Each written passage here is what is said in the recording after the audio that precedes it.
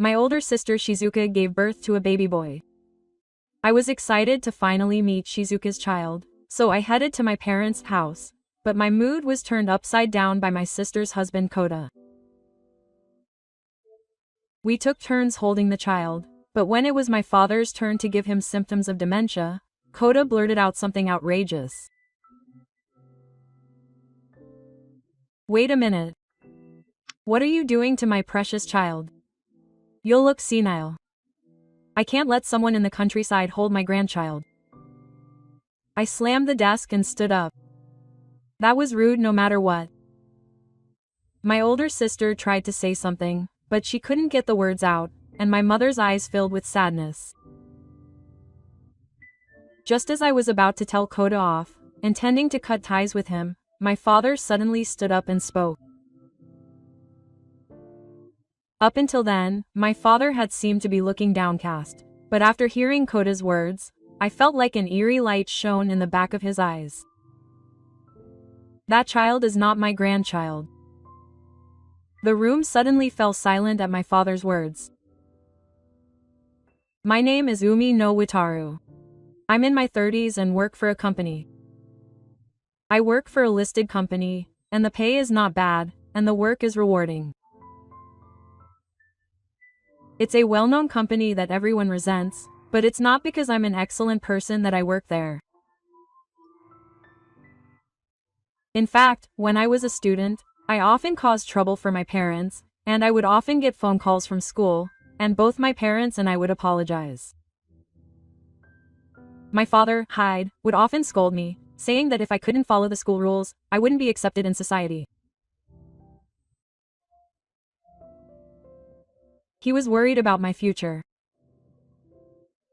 However, there was something my father would never forgive, even more than breaking the school rules or breaking things. That was hurting my friends. As a child, I was physically fit and one of the stronger classmates, so I would often get into fights and hurt others. It was okay when the other person was the cause of the fight, but if I got into an argument with someone smaller than me or a girl and made them cry, my father would be merciless and violent. "What are you going to do if you can't be kind to your friends? Is your body meant to hurt someone?" He would yell at me like that, and no matter how much I cried and apologized, he would never forgive me.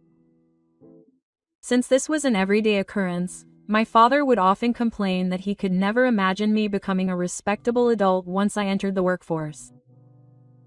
He would tell me directly that I didn't need to be respected by others, but that I should be kind to others. He would tell me that I should become an adult who could earn my own living.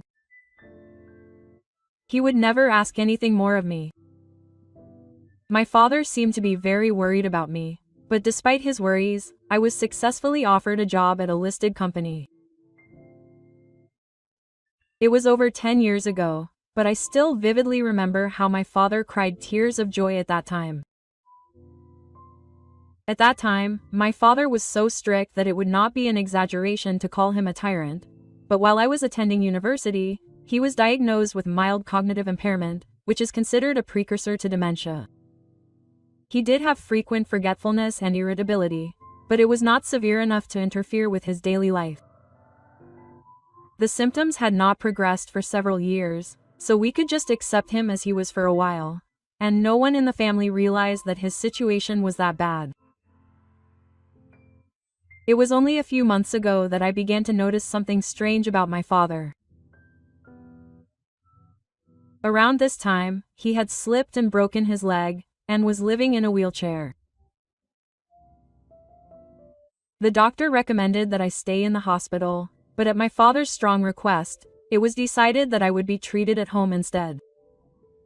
This may not have been a good idea. In addition to my injuries healing slowly, my father had started saying harsh things. One day, while I was at work, I got a call from my father on my smartphone, so I took the call and he said something unexpected. "I bet you've gotten your credits.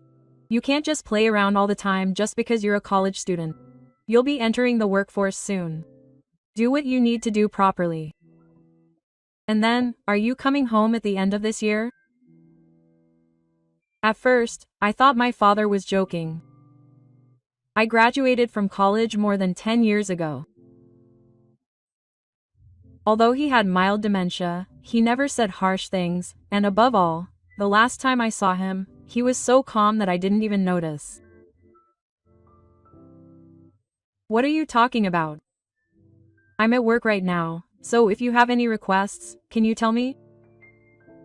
When I said that, my father fell silent for a while. He knew that something was wrong and that I was about to speak up. I told him that I just wanted to check on his schedule because I had to get ready for the end of the year, and he hung up the phone as if he was running away. The end of the year is still a few months away. Besides, it's not uncommon for my mother's children to contact me, worried about their future plans, but my father has never been concerned about such things before. Something was clearly wrong, so I immediately contacted my mother. Hello. My father called me earlier. Just saying that made my mother sigh on the other end of the line. Did I cause him any trouble? What do you mean, something happened to me? Did something happen to my father? According to my mother, apparently after he was injured and couldn't walk, the symptoms of dementia began to progress rapidly. He was examined at the hospital, but it seems that it's still difficult to completely stop his fate. Even if he somehow manages to stop the symptoms from progressing, there's almost no improvement or cure, and it's not a problem that can be solved with medication.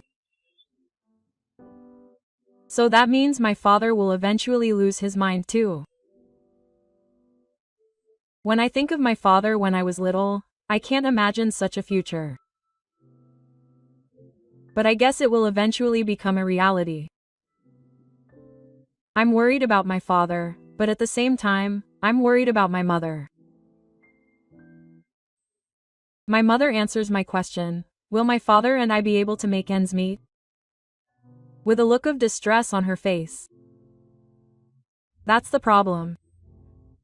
I can't quit my job right away either.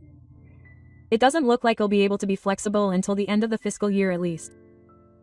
My mother used to work in nursing care, and she's been working at the same place as a permanent employee even after retirement. She's always complained that nursing care is physically demanding, but she's always said that it's rewarding.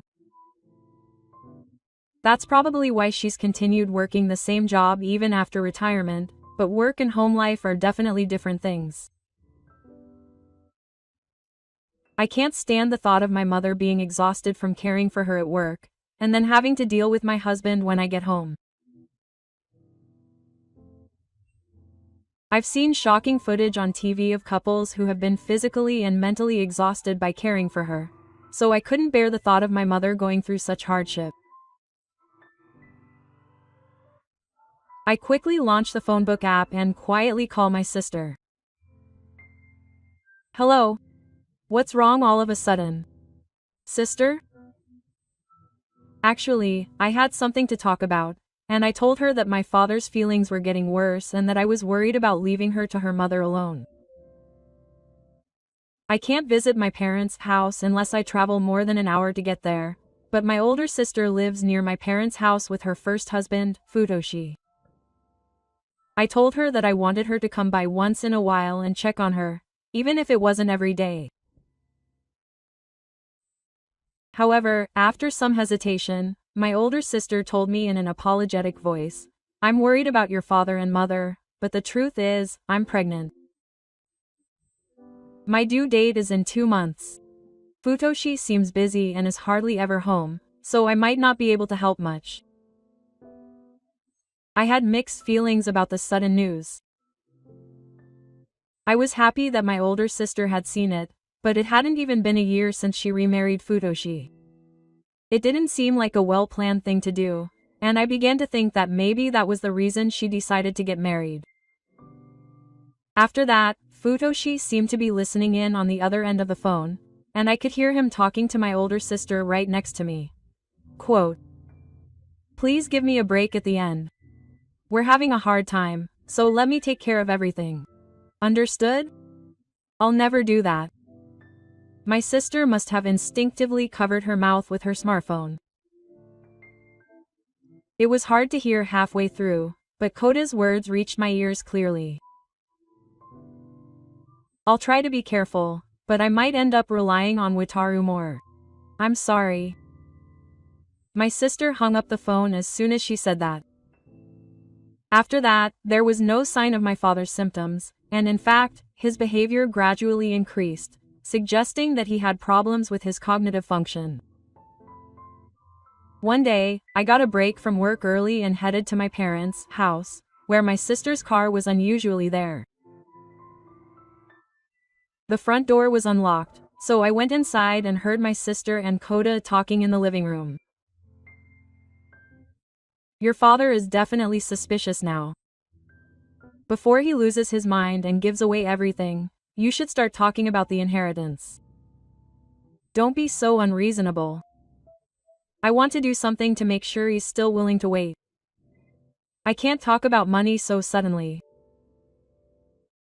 I don't mean to confront him, but it would be embarrassing to go into the living room." After some hesitation, I stood there at the front door. The two of them, who had no idea I was talking, continued their conversation.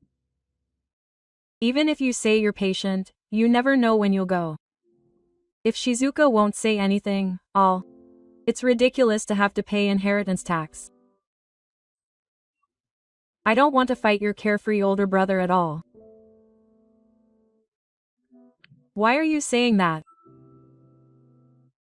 I was annoyed by Koda's words and started walking towards the living room. It seemed he was heading to Koda's place, and we ran into each other as he opened the door to the dining room. Koda's expression softened when he saw my face, and he looked puzzled. I was surprised. "How are you? Are you off work today?" I pretended not to have heard what he had just said and replied to Koda. "I said I had the afternoon off and came to check on my father. My mother is busy with work during the week, so I can't concentrate on him even while I'm at work." I know. I'm always worried about my father too. I'm telling him to lie, but I agree with Koda. He must be tired from work. "Wataru, you can rest in the living room. I have something important to talk about with Dad, so I'm going upstairs."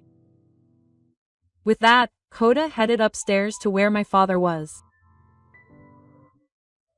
I had a vague idea that he was going to bring up something unpleasant, but I couldn't follow him. My sister had something to talk about too, so I decided to stay in the living room for a while. "How are you feeling? I hope sitting isn't too hard." "Fortunately, sitting isn't too difficult, so that's good. But my posture has gotten harder, and it's hard to live a normal life." Shizuka lovingly rubs her stomach as she talks about her life. She can't do housework as much as she wants because her body doesn't move very well, but since Koda comes home late, she can't really ask him to do it. Koda must be looking forward to the birth of the baby. I asked her about it on a whim, but my sister's expression clouded over slightly. I wonder. She didn't seem particularly happy when I told her I was pregnant. She's still focused on her work, and my sister seemed like she wanted to say something, but she said it was nothing and fell silent. The living room was enveloped in an oppressive silence, so I waited for the right moment to get up. "I'll go check on Dad." With that, I headed towards my father's room. As I went up the stairs, I could faintly hear Koda's heated voice. "That's why I'm telling you that I'll manage your money from now on. You can't manage it yourself, so just shut up and obey." "I'm fine for now. Why do I have to be told that? My father seemed to be in a good mood for the moment, and he spoke clearly to Koda. I felt guilty, but my anger towards Koda was taking over, so I went to the front of the room to see what kind of conversation the two were having. Do you know about inheritance tax? If you're gone, the money you were supposed to leave to your lovely daughter will be taken by the country. To prevent that, I'm telling you to leave it to me, so that you don't have to pay inheritance tax. Hurry up and give me your bank book and card. I don't have any money for someone like you. Just forget about me and go home. Just. As Koda was getting angry, thinking, "You're a mean guy," I entered the room. It's noisy. It doesn't sound like the voice of someone who came to visit someone who is sick. I'm not sick. I nodded at my father's bravado. Koda looked a little embarrassed, but said he was busy and would go home, and left the room. My father stared out the window in silence. I just stood there in the room, staring at my father's lonely profile, unable to say anything. 2 months later, Shizuka safely gave birth to a baby boy. My father and mother were very happy about it, but they decided that it would be bad for them to go out for the first month, so they decided to gather at my parents' house once things had calmed down a bit. A month passed, and I was excited to finally meet my sister's child, so I headed to my parents' house, but Koda turned my mood around. We took turns holding the child, but when it was my father's turn, Koda said something outrageous. Wait a minute. What are you doing to my precious child? You'll look like an idiot. You can't hold a grandchild in the countryside. I slammed the desk and stood up. That's rude no matter what. My sister seemed to want to say something, but she couldn't get the words out, and my mother narrowed her eyes sadly. Just as I was about to tell Koda off, intending to cut ties with him, my father suddenly stood up and opened his mouth. Up until then, my father had seemed to have a blank stare, but after hearing Koda's words, I felt as if an eerie light had appeared in the back of his eyes. That child is not my grandchild. The room suddenly fell silent at Hideharu's words. My mother brought a different kind of sheet to her face than before, and Shizuka, for some reason, put her hand to her mouth. When I said Koda, her mouth dropped open, but after a while she started laughing so hard she held her stomach. Her senility has accelerated all of a sudden. What's wrong all of a sudden? If your daughter has a child, it's called a grandchild. I'm glad you learned something. Koda continued his rude speech, and it was my father who silenced him. Excuse me. I was speechless. He is certainly my grandchild, but that child is not the grandchild who inherited your genes. A hush once again enveloped the room. Among them, only my sister let out a poop. Hey, what's going on? What is this senile old man talking about? Koda asked his crying sister for an explanation, but she couldn't answer. Of course, I had no idea what was going on, and my mother was the same. My father answered Osaka instead of my sister. Shizuka always said it in front of me as if she was cutting me off. I guess she thought I didn't understand anything. It's true that there are many times when I can't tell the difference between a dream and reality, but my cute daughter is crying and talking about something. Whether I like it or not, my consciousness returns to normal at that time. Apparently, my sister had been saying something in front of my father. To convey what had happened at that time, my father nodded vigorously at my sister and then told us the story.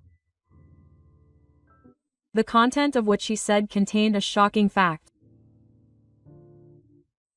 In fact, it seems that my sister had been talking about herself openly at a time when she thought my father was not fully conscious. Since it was something she couldn't keep to herself, she probably waited for the moment when my father was showing symptoms of dementia, but my father apparently remembered most of the story. It turns out that her older sister Undako is not the child she had with Koda, but the child she had with her previous husband.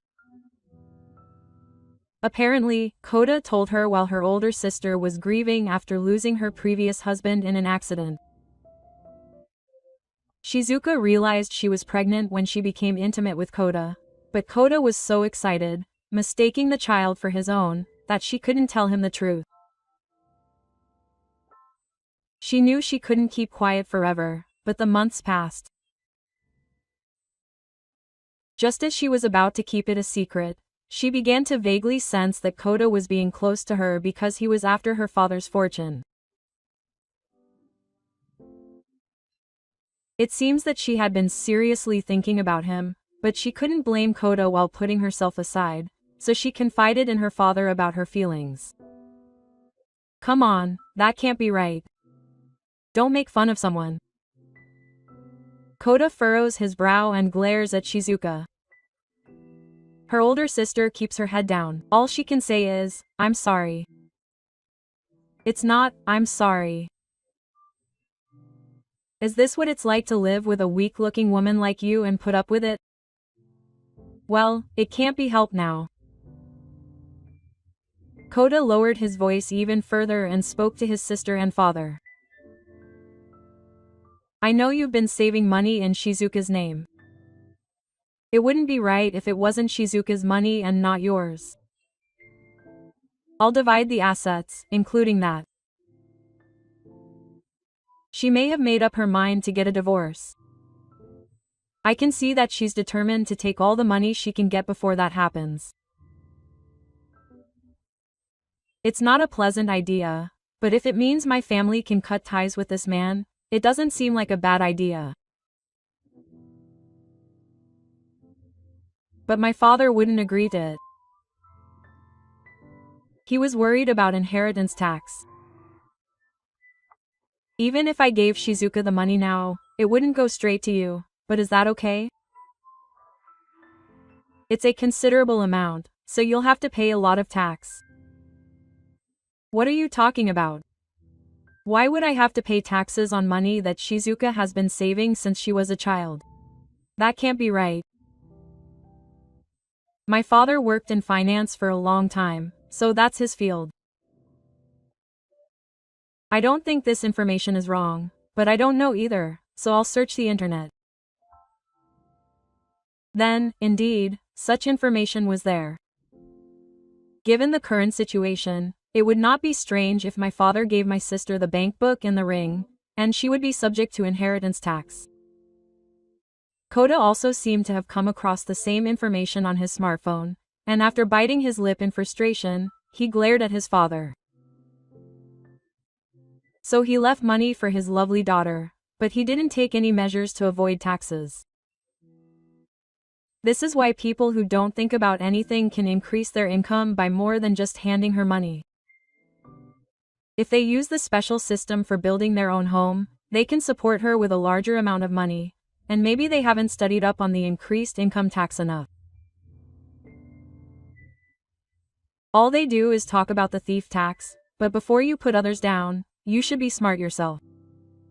With that, my father stood up and slapped my sister.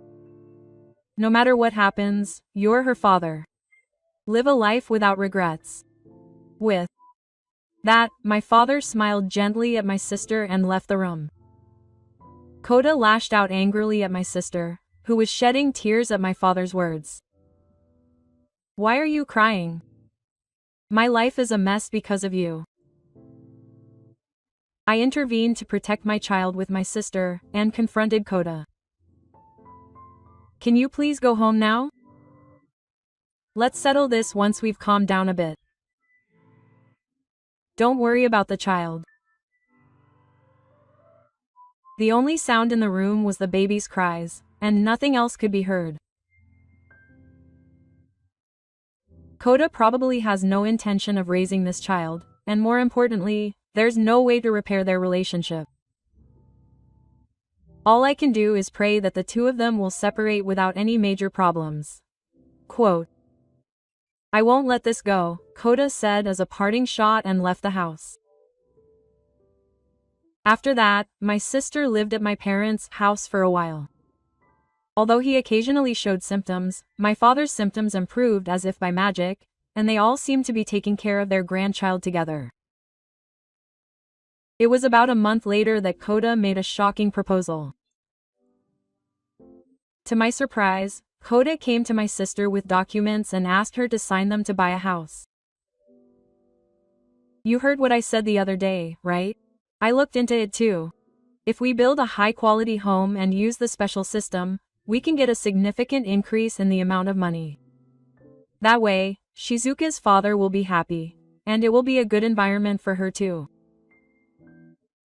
Ignoring me, who was there, Kota pointed at the child and said selfish things to my sister. There was no way my parents would accept this remark, but it was still unpleasant to hear. It even felt like a relief that my mother wasn't there. My sister couldn't keep responding weakly to this man. Thinking this, I turned to her and saw my sister holding the baby in her arms and saying firmly, "It's not just your fault. I was wrong too. But I can't be with you anymore. I'm going to live with this child. Please divorce me." Did he never expect his sister to be so assertive and demand this? Kota's eyes widened for a moment. But he quickly retorted with his usual rudeness, Hey, you've been hiding things from me, so this has gotten to be complicated. What's with that attitude? No matter what you say, we're still legally married, so he's my child too. Could you please stop calling him this guy or that guy all this time? If you thought of him as your own child, you wouldn't say such things even if you were trying to avoid talking. It was the first time I had seen my sister so emotional. I could tell that Kota was feeling the same way, but he was also feeling a sense of unease. Perhaps noticing the exchange between the two, my father came down from the second floor to the living room. "Oh, he's back again, hasn't learned his lesson?" When he saw my father's face, Kota showed him the documents in a dramatic manner. "Dad, I want to have a nice house with my wife and children. Please support me for the sake of my lovely daughter." I stole the documents that Kota had placed on the table and let out a gasp. The amounts listed were so high that an average salaryman would never be able to come up with them. He probably wouldn't pass the screening unless he put down a large down payment. Perhaps Kota was looking for funds to buy a house regardless of the tax-free range. More importantly, as we had just talked, their relationship was practically over. There must be another reason for him buying the house anyway. Even if they were to get divorced, the house would still be their property, so he probably intended to take it. Of course, my father would never go along with such a proposal. Who would agree to such a deal? Go away. Was this reaction expected? Kota grinned and lowered his voice. Are you sure? I was treated badly by this woman. You could sue her. Haven't you been trying to extort money from my father since earlier? I desperately resisted Kota's words, but my father didn't respond. Instead, he said something unexpected to Kota. Stop talking nonsense like that. And if you don't find another job soon, you won't be able to get a loan. What on earth is that? Kota looked at his father with an expression of incomprehension. My father slowly explained the situation Kota was in. Kota had done such harm that it would not be surprising if his sister sued him. Apparently, Shizuka had recorded his behavior in her diary and at hospital visits, not to mention his verbal abuse and even his sometimes violent behavior. This alone was enough to warrant a divorce, and it would be Koda who would be sued.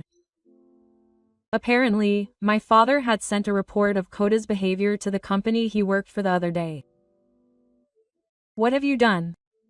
I have no standing at the company. Well, he probably won't be able to stay at the company.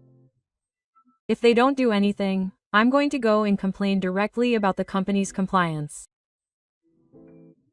He hurt my precious daughter. It's a parent's job to protect her. Hearing his father's low voice, Koda ran away. I heard that Koda had been fired from the company. His job search hadn't been going well, and I saw him working part-time at a convenience store. Even though there's a labor shortage, people might see through interviews and other things to their advantage.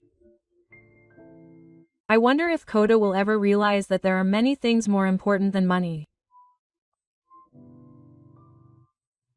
I want to use him as a negative example so that I don't end up like that. 5 years have passed, and my sister's children have grown up quite a bit.